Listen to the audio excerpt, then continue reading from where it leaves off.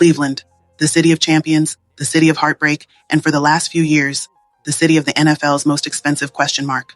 But as we sit here in May 2026, the question isn't whether Deshaun Watson can be the guy anymore. That ship sailed somewhere between the 2024 injuries and the 2025 stagnant offensive production.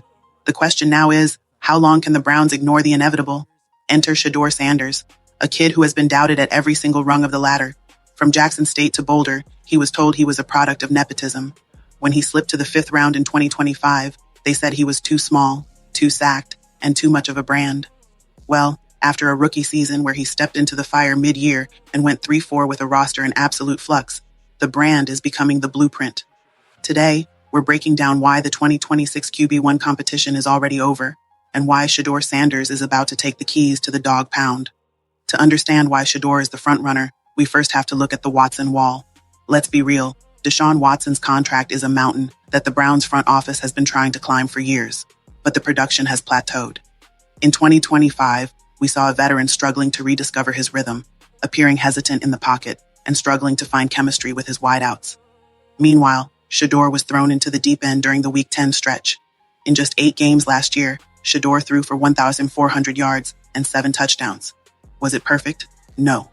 10 interceptions say there's work to do, but you have to look at the context. He was a rookie playing behind an offensive line that was essentially a revolving door.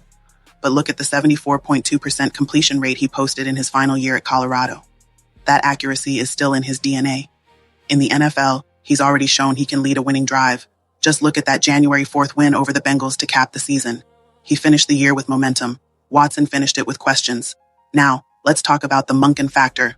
Offensive coordinator. Todd Monken doesn't have time for a rehabilitation project. Monken's system thrives on quick decisions and a distributor who can get the ball to playmakers in space.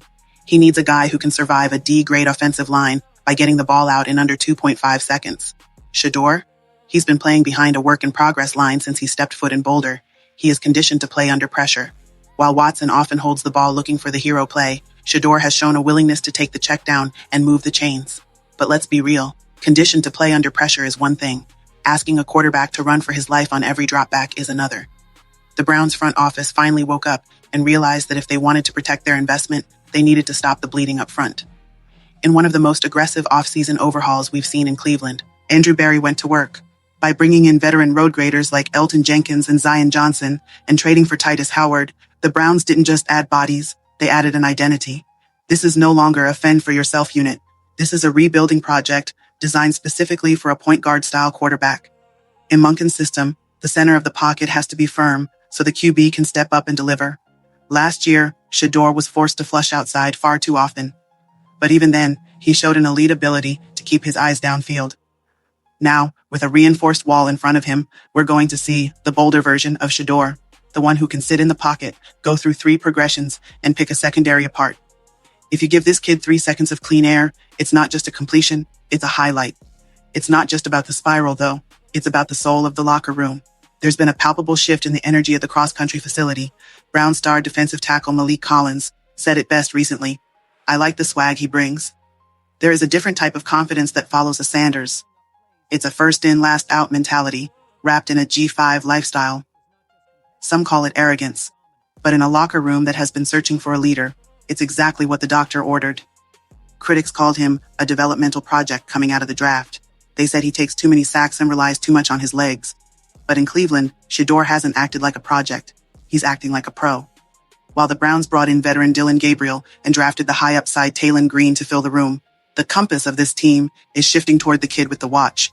He isn't just competing for a job, he's competing for the franchise's identity. Let's break down the actual tape from that Week 17 performance. Most rookies would have folded against a division rival with playoff stakes. Instead, Shedeur went 22 for 30. He wasn't just throwing slants, he was attacking the intermediate middle, the hardest part of the field for a young QB to navigate. He showed a level of pro-read capability that usually takes 3 years to develop. When the pocket collapsed, he didn't panic. He climbed the pocket, kept his eyes downfield, and delivered strikes. That is QB1 behavior. The front office is already tipping their hand regarding who they expect to be under center.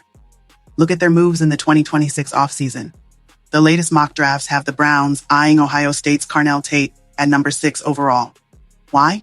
Because you don't draft a blue-chip, sure-handed wide receiver like Tate unless you're ready to give your young, accurate QB a legitimate number one target. And it's not just Carnell Tate. The 2026 draft was a loud and clear message to the rest of the AFC North. The Browns are getting faster. Landing KC Concepcion at number 24 was a heist. You're talking about a human joystick who can turn a 3-yard screen into a 60-yard house call. Combine that with the 6'4" frame of Denzel Boston, and suddenly the Shedeur effect has the weapons to become a Shedeur explosion. Think back to Week 14 against the Titans. Even in a loss, we saw the vision. Shedeur went off for 364 yards and 4 total touchdowns. He became only the second rookie in NFL history to put up those numbers alongside Joe Burrow. He wasn't just managing the game, he was taking it over. He had 4 completions of 50-plus yards in a 3-week span, more than most veterans had all season. This is the explosive element that Deshaun Watson has struggled to provide. When you have a quarterback who can threaten the deep third of the field, it opens up the lanes for Quinshon Judkins and Dylan Sampson. Monken's offense is built on balance, but it's fueled by fear. And right now, defensive coordinators are a lot more afraid of Shedeur's deep ball accuracy than they are of anything else in that QB room.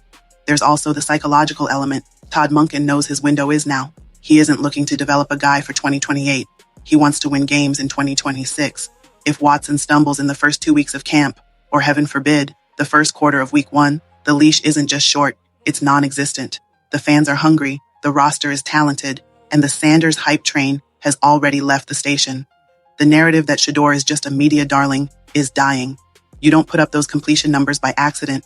You don't win over a veteran defensive line by just having a famous last name. You win them over by being the first guy in the film room and the last guy out of the cold tub. Shedeur has been under a microscope since he was 14 years old. The pressure of a QB1 battle in Cleveland? That's just another Tuesday for him. It's also worth noting the Pro Bowl nod he received earlier this year.